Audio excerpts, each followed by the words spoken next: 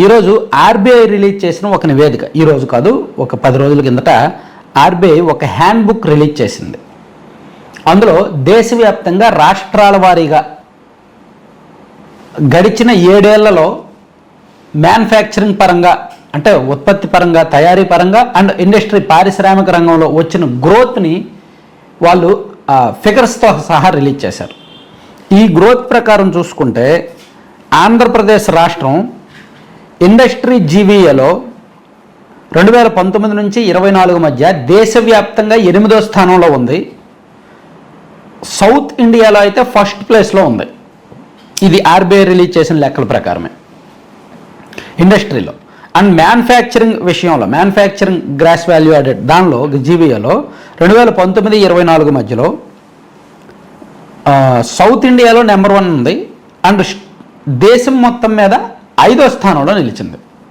ఇక ఇండస్ట్రీ పరంగా కూడా చూసుకుంటే ఆంధ్రప్రదేశ్ రాష్ట్రం 2017-18 నాటికి 1,70,74,300 ఉంటే, అంటే 1,70,743 కోట్లు వాల్యూ ఉంటే 2024-25 వచ్చేసరికి 3,40,38,728 అంటే 3,40,40,387 కోట్లు ఉత్పత్తి అయిందనమాట ఇండస్ట్రీ వాల్యూ. అంటే ఓవరాల్గా ఇది కూడా సుమారుగా రెట్టింపు అయింది వైసీపీ 5 ఏళ్ల హయాంలో. సో ఓవరాల్గా గ్రోత్ రేటు మోర్ దెన్ 11% ఉంది. ఇది యాక్చువల్లీ జగన్మోహన్ రెడ్డి గారు ట్వీట్ చేశారు, ఆయన సోషల్ మీడియాలో పోస్ట్ చేశారు. ఇదివరకు ఆర్బీఐ రిపోర్ట్ ఇలా వచ్చింది, కానీ టీడీపీ జనసేన వాళ్ళు మాత్రం అబద్ధాలు చెప్తూ ప్రచారం చేశారు. వైసీపీ హయాంలో ఇండస్ట్రీ గ్రోత్ రేట్ పడిపోయింది, మ్యానుఫ్యాక్చరింగ్ పడిపోయింది, పరిశ్రమలు పారిపోయాయని అవాస్తవాలు ప్రచారం చేశారు. కానీ ఆర్బీఐ రిలీజ్ చేసిన లెక్కల ప్రకారం ఇది వాస్తవం అని పోస్ట్ చేశారు. నిజమే, ఆర్బీఐ రిలీజ్ చేసిన లెక్కల ప్రకారం చూసుకుంటే ఆంధ్రప్రదేశ్లో వైసీపీ 5 ఏళ్ల హయాంలో ఇండస్ట్రీస్ గ్రోత్ రేట్ బాగుంది, మ్యానుఫ్యాక్చరింగ్ రేట్ కూడా బాగుంది.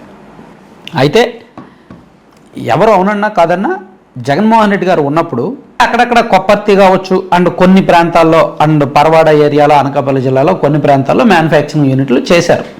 ఆ తర్వాత 2022-23 ఆ టైంలో. సో ఓవరాల్గా వైసీపీ మీద ఇన్నాళ్ళు ఉన్న అతిపెద్ద నెగిటివ్ ప్రచారం ఇదే, ఇండస్ట్రీస్ పారిపోయాయి అని. దానికి ఈ ఆర్బీఐ రిలీజ్ చేసిన నివేదిక ఒక రకంగా వైసీపీకి ఊపిరిపోసింది, ఊరటనిచ్చింది. సో టీడీపీ జనసేన వాళ్ళు అండ్ వాళ్ళ అనుకూల మీడియా చేసిన ప్రచారం కొంత అవాస్తవమే అని తేలింది.